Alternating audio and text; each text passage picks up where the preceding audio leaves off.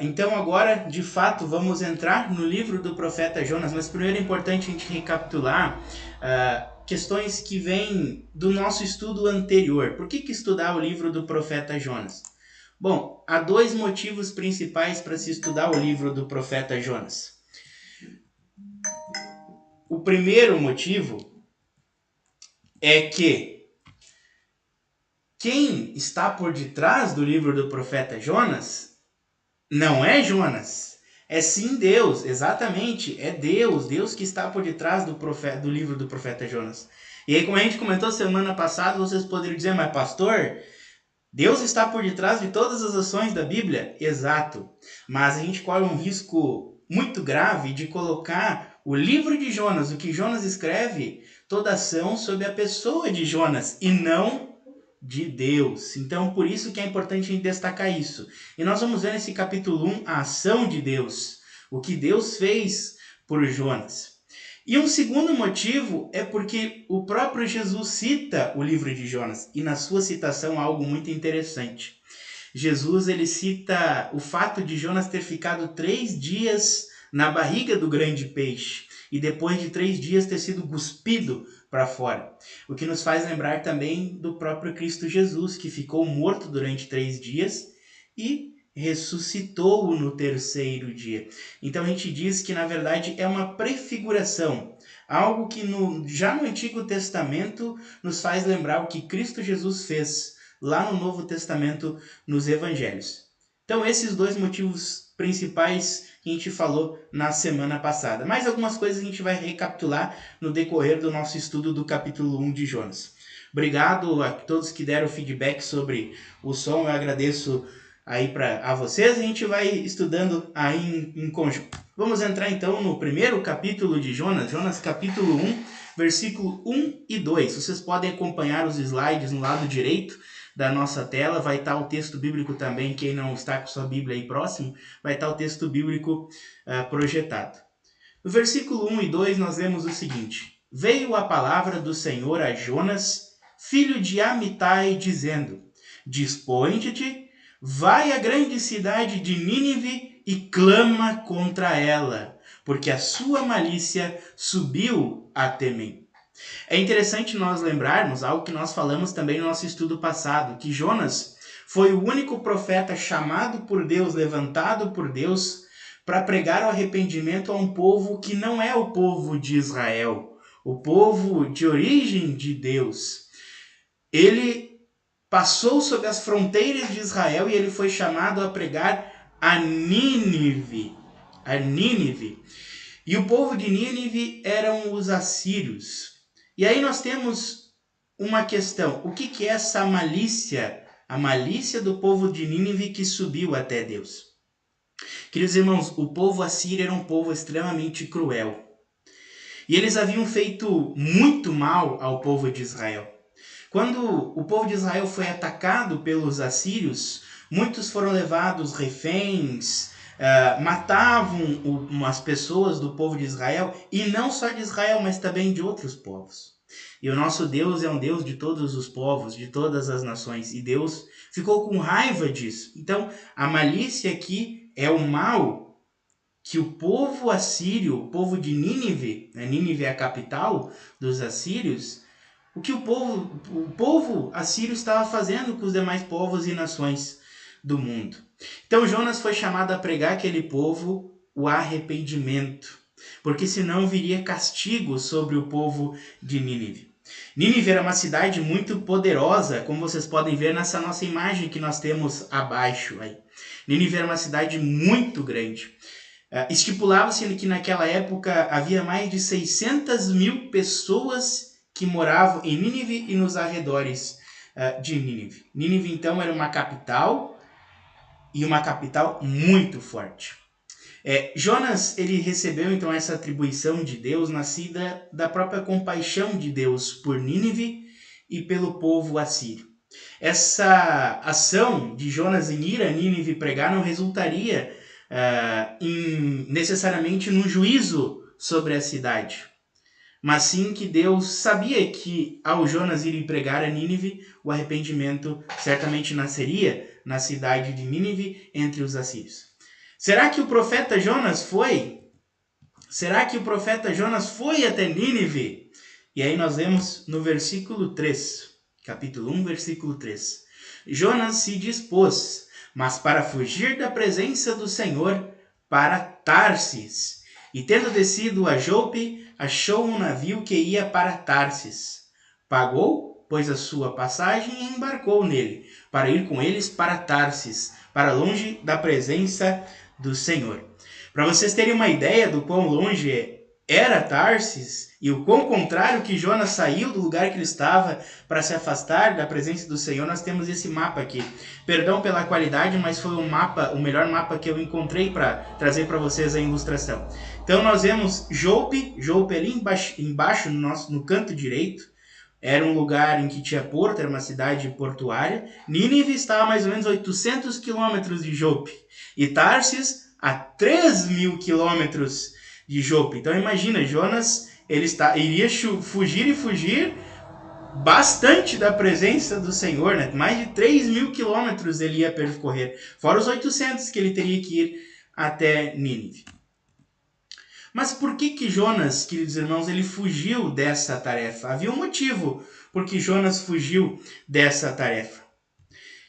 O motivo foi o seguinte: Jonas, ele ainda estava com raiva do povo assírio, ele temia ao povo assírio. Na verdade, ele tinha sobre si ainda dentro do seu coração um desejo de vingança contra o povo assírio, por tudo que o povo havia feito a Israel, por tudo que os assírios haviam feito ao seu povo, seu amado povo, prendendo, fazendo coisas absurdas, e ele ainda estava com raiva. Ele não conseguia imaginar que Deus, o Deus do povo de Israel, queria que ele fosse pregar aos assírios, esse povo que tão mal fez ao povo de Deus.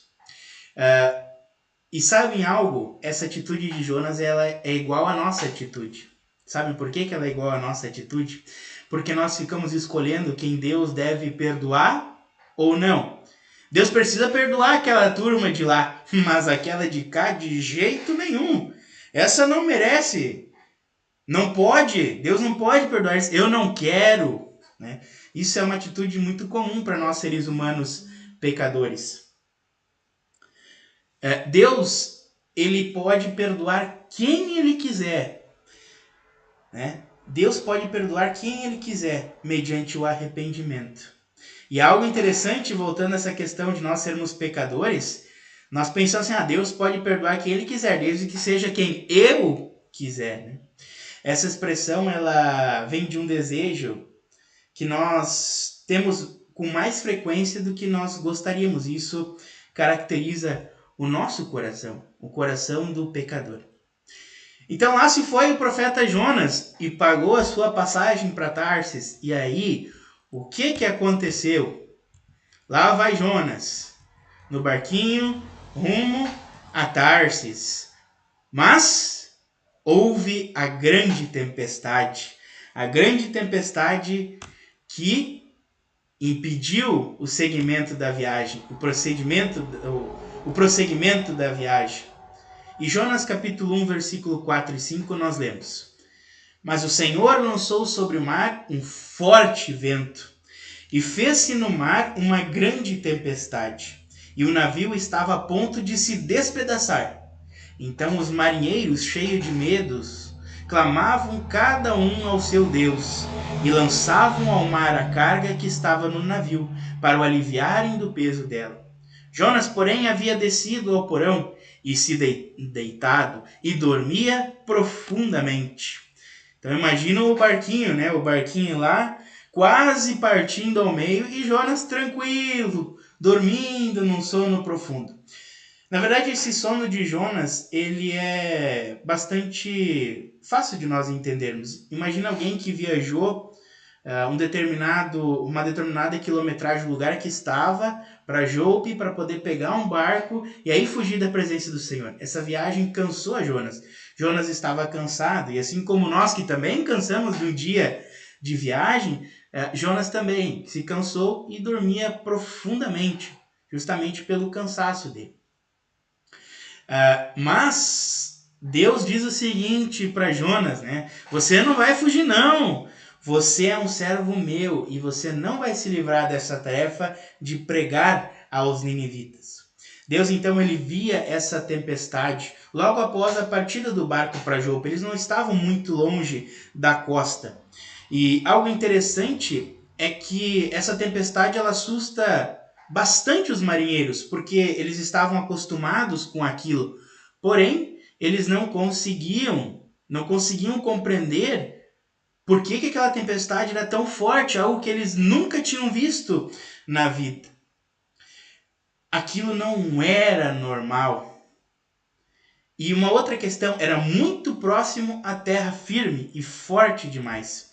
Sabiam que algo estava errado e com uma atitude drástica eles começam a jogar do navio as caixas, aquilo que eles tinham por em cima do navio. A gente não sabe muito bem o que era aquilo que eles tinham em cima do navio, mas a gente sabe que eles jogaram então isso para tentar aliviar o peso do navio. E isso é uma atitude normal para alguém que está no mar e vem uma tempestade forte, ameaça o barco, é algo normal.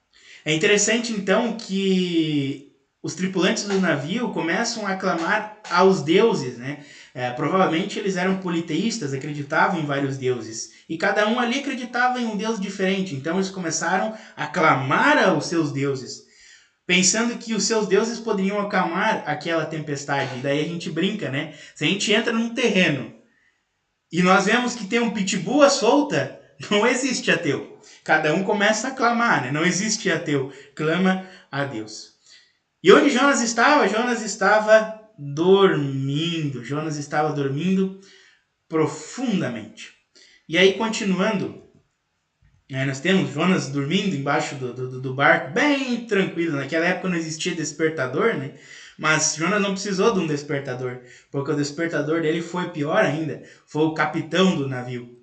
E continuando, no capítulo 1, versículos 6 e 7, nós lemos: Chegou-se a ele o mestre do navio e lhe disse: Que se passa contigo? Agarrado no sono? Levanta-te, invoca o teu Deus. Talvez assim esse Deus se lembre de nós, para que não pereçamos. E diziam uns aos outros: Vinde e lancemos sortes, para que saibamos por causa de quem nos sobreveio este mal. E lançaram sortes, e a sorte caiu sobre Jonas. Levanta-te e invoca o teu Deus. Imagina o capitão descobrir que tinha um tripulante lá que estava dormindo e o capitão não sabia que a culpa era daquele tripulante, pelo que eles estavam passando por aquela tempestade. E aí o que eles decidem? Lançar sortes. O que era lançar sortes? Naquela época, lançar sortes era como se a gente fosse jogar um jogo e aí dentro de um potezinho haviam pedras, você jogava aquelas pedras em uma determinada superfície ali e dependendo de como aquelas pedras estariam, elas ficariam, elas indicavam algo. E adivinham quem é que essas pedras indicaram? A sorte caiu sobre Jonas. E vocês imaginam então a tripulação do navio toda olhando para Jonas. Então foi você o culpado disso. Com aquela cara de julgamento. O que será que ele fez? O que ele fez para a gente estar passando por tudo isso? Imagina, julgando Jonas. Coitado do pobre Jonas. Continuando então o texto, nós lemos no versículo 8 e 9. Então lhe disseram: Declara-nos agora por causa de quem nos sobreveio este mal. Que ocupação é a tua? De onde vens? Qual é a tua terra? E de que povo és tu? Ele lhes respondeu: Sou hebreu e temo ao Senhor, o Deus do céu, que fez o mar e a terra. Queridos irmãos, a tripulação do navio sabia que o culpado era Jonas. E agora eles tinham certeza, porque Jonas havia se entregado. E como um advogado, o capitão do navio, então, ele pergunta a Jonas: que ocupação é a tua? De onde vens? Qual é a tua terra? De que povo tu és? E Jonas, assim como qualquer hebreu, qualquer membro do povo de Israel, responde: eu sou hebreu, temo ao Senhor, o Deus dos céus, que fez o mar e a terra. E aqui algo interessante é o seguinte: sempre que um hebreu era questionado, o povo de Israel era questionado quem era o Deus deles, eles respondiam: nós acreditamos no Senhor Deus que fez o céu e a terra. E aqui Jonas ele acrescenta o item e coloca primeiro que fez o mar e depois, a terra. Jonas, num barco, no meio de uma tempestade, ele ainda diz que o Deus a quem ele acredita é o Deus que fez o mar e a terra. Jonas sabia que certamente o que iria cair sobre ele é a morte. E assim como Jonas, ele acreditou que Deus é o Criador do céu, que fez o mar e a terra, certamente ele ficou imaginando que Deus o livraria do mar. Deus o livraria daquela tempestade. E se Deus criou o mundo, certamente ele seria capaz de libertar e livrar Jonas. E mais, o Deus que criou o mundo, que criou tudo, um Deus soberano, certamente seria capaz de enviar aquela tempestade atípica, aquela tempestade que o povo que estava ali no barco, os tripulantes, nunca tinham passado. Deus é capaz de fazer isso. E continuando no versículo 8 e 9, nós lemos: então os homens ficaram possuídos de grande temor e lhe disseram, versículo 10 e 11. Então os homens ficaram possuídos de grande temor e lhe disseram: que é isto que fizeste? Pois sabiam os homens que ele fugia da presença do Senhor, porque lhe o havia declarado. Disseram-lhe: que te faremos para que o mar se nos acalme? Porque o mar se ia tornando cada vez mais tempestuoso. O versículo nos aponta para o fato de Jonas ter contado aos tripulantes do navio o que aconteceu. Certamente ele falou sobre a sua missão de ir e ter que pregar a Nínive o arrependimento. E ele certamente afirmou: olha, estou aqui porque eu estou fugindo desse Deus. Ele me deu essa missão e agora, por minha causa, essas coisas elas estão acontecendo com vocês. Queridos irmãos, imaginem o temor daqueles homens. Imaginam o que aqueles homens estavam passando e também Jonas. E depois que Jonas falou isso a eles, revelou que realmente Deus estava com raiva por ele ter fugido, aumentou ainda mais o temor daquele povo. E aí, continuando, nós lemos no versículo 12 e 13. Respondeu-lhes: tomai-me e lançai-me ao mar, e o mar se aquietará. Porque eu sei que por minha causa vos sobreveio esta grande tempestade. Entretanto, os homens remavam, esforçando-se por alcançar a terra, mas não podiam, porquanto o mar se ia tornando cada vez mais tempestuoso contra eles. Jonas aqui, ele assume a sua responsabilidade. Ele sabe que quem estava ali naquele barco estava passando por aquilo por culpa sua.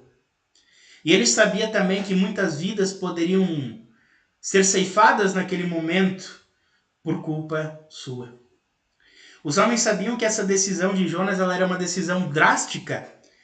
Era uma decisão que não é fácil de ser tomada. E eles também ficaram com medo porque naquela época eles acreditavam que a morte de um homem que fosse causada por alguém, os deuses ficariam com raiva e viria algum castigo sobre aquele que tirou aquela vida. Então imaginem, a morte de Jonas cairia sobre a tripulação do navio e também o capitão. Eles então, tentando evitar tudo aquilo, eles começam a remar até a costa voltar para a terra firme, mas a tempestade ficava cada vez mais forte e impedia eles de chegarem até o destino deles, que era a terra firme. Em Jonas capítulo 1, versículo 14, nós vemos o seguinte: Então clamaram ao Senhor e disseram: Ah, Senhor, rogamos-te que não pereçamos por causa da vida deste homem, e não faças cair sobre nós este sangue, quanto a nós, inocente, porque tu, Senhor, fizeste como te aprouve. Os próprios marinheiros, os próprios tripulantes daquele navio perceberam que Deus é um Deus soberano. Nada do que eles fizessem, oferecer sacrifícios ali, enfim, faria com que essa raiva de Deus cessasse. E de fato, isso é verdade. Deus faz como Ele quer. Então eles rogaram para que essa morte de Jonas não recaísse sobre eles. Lógico, temendo pela própria vida deles. Queriam voltar para casa, chegar novamente em terra firme depois de tudo aquilo que eles passaram. Continuando no versículo 15 e 16, nós lemos: E levantaram a Jonas e o lançaram ao mar, e cessou o mar da sua fúria. Temeram, pois, estes homens em extremo ao Senhor, e ofereceram sacrifícios ao Senhor, e fizeram votos. Aqui nós temos uma imagem de Jonas lançado ao mar, a tempestade de fundo. Os tripulantes do navio, se vocês perceberem ali, está cheio de pessoas olhando ao redor ali no navio. Lançaram então Jonas ao mar. Jonas então ele tem o seu destino selado. A fúria do mar ela logo cessou, e os marinheiros tiveram e lembraram e analisaram que aquilo era a vontade de Deus. O que aconteceu foi a vontade de Deus. Os marinheiros, então, provavelmente assim que chegaram à costa, assim que chegaram à terra firme, ofereceram sacrifícios ao Senhor em gratidão. O texto ele não fala se esses marinheiros, se esses tripulantes, eles se converteram ao Senhor. Porém, depois dessa amostra de grande poder de Deus, de soberania de Deus, eu creio que é bem provável que eles tenham se convertido a Deus. E aqui Deus antecipa a sua misericórdia para com Nínive através do seu amor pelos marinheiros, que nem eram convertidos à fé do povo de Israel. Deus mostra o quão misericordioso Ele é. Continuando o texto, no versículo de número 17, nós lemos: Deparou o Senhor um grande peixe para que tragasse Jonas, e esteve Jonas 3 dias e 3 noites dentro no ventre do peixe. Assim como os marinheiros, a tripulação do navio, experimentou a misericórdia de Deus, com Jonas aconteceu o mesmo. E aí nós podemos pensar, mas ele não foi engolido por um grande peixe? Onde está a misericórdia aí? Exatamente, Jonas ele foi engolido por um grande peixe. Mas certamente ele teria morrido se ele tivesse ficado no mar. E Deus então envia um grande peixe. E aí a gente não sabe, Muitos dizem que é uma baleia, mas o texto bíblico não nos deixa claro isso. É um grande peixe. Esse peixe ele serviu como um submarino para Jonas. Jonas então ele ficou ali dentro, e ali dentro ele estava salvo, ele ficou protegido porque Deus permitiu isso. Mas como é que isso é possível? Bom, se Deus é um Deus soberano, e Ele é de fato soberano, criador do céu, da terra, do mar, Ele também tem poder sobre todas as suas criaturas. E Ele fez com que esse milagre acontecesse. O milagre de Jonas, mesmo engolido por um peixe, no ventre de um peixe, ficasse salvo durante 3 dias e durante 3 noites. Até aqui então vai a leitura do capítulo de número 1 e um pouco do que está por detrás desses versículos. E aí a gente tem a conclusão do nosso estudo. Nós aprendemos 2 coisas importantes nesse nosso estudo de hoje, no estudo do capítulo 1. A primeira é que Deus ele é soberano, Ele governa céus, governa mares, governa criaturas, enfim, toda a sua criação. E nós também vemos a compaixão de Deus. Deus simplesmente ele poderia ter esmagado o profeta Fujão, como Jonas é conhecido, mas não o fez. Ele foi atrás de Jonas e teve misericórdia dos pagãos, os marinheiros, os tripulantes daquele navio, que criam em vários deuses e estavam no navio com o profeta Jonas. Em sua compaixão, queridos irmãos, Deus vai atrás daqueles que o desobedecem, trazendo-os de volta para os seus braços. Deus traz aqueles que desobedecem de volta para os seus braços. Que atitudes a gente devemos ter diante disso, então, que nós aprendemos hoje? Queridos irmãos, nós devemos aprender a descansar o nosso coração na soberania de Deus. Até mesmo em meio a uma tempestade. Imaginem Jonas. Jonas certamente pensou que seria o seu fim. Acreditava ser o seu fim. Mas Deus colocou tudo aquilo sob o seu domínio. Isso me lembra o texto de Romanos capítulo 8, versículo 28, onde é que nós lemos o seguinte: sabemos que todas as coisas cooperam para o bem daqueles que amam a Deus, daqueles que são chamados segundo o seu propósito. Provavelmente Jonas achou que aquele era o seu fim, mas Deus estava no controle daquela situação. Esse bem ao qual a passagem de Romanos que nós lemos anteriormente, ele trata, se refere, ele nem sempre diz com respeito ao nosso conforto, à nossa saúde, à nossa segurança ou algo que nós desejamos, mas sim aquilo que é bom para nós, aquilo que é benigno para nós, aquilo que nos prepara, queridos irmãos, para a vida eterna. Deus usa de todas as situações da nossa vida para nos fortalecer. Por isso, se você estiver passando por uma tempestade, por uma situação complicada, descanse nele. Descanse nesse nosso Deus de amor, nesse nosso Deus de misericórdia. Assim como Jonas não conseguia ver o final de sua história, nós também não conseguimos ver o final de nossa história. Mas há algo que nós temos que ter em mente. Deus é soberano. Deus está no controle. E que nós possamos confiar nesse nosso Deus. Ainda um outro ponto que nós podemos retirar desse texto como um aprendizado. Pare de tentar fugir de Deus. Exatamente, pare de tentar fugir de Deus. Em que sentido isso? Não há como nós fugirmos da presença do nosso Deus. Se o que é certo está na sua consciência e ela te diz o que precisa ser feito, então não há por que você se justificar. Pastor Augusto Nicodemos, ele diz o seguinte: não ceda à tentação de fugir, antes busque ter um encontro com esse Deus que é misericordioso. Ele teve misericórdia de Jonas, dos marinheiros e de Nínive. Onde quer que você esteja, ele é Deus e você não pode fugir dele. Diga a Deus: Senhor, eis-me aqui. O que está acontecendo é responsabilidade minha, pois sei o que é o certo a se fazer e estou demorando a fazê-lo. Mas hoje venho dizer-te: quero fazer o que tem de ser feito. É bastante profundo isso que o pastor Augusto Nicodemos ele traz. Mas Jonas, ele teve uma atitude correta e uma atitude sábia.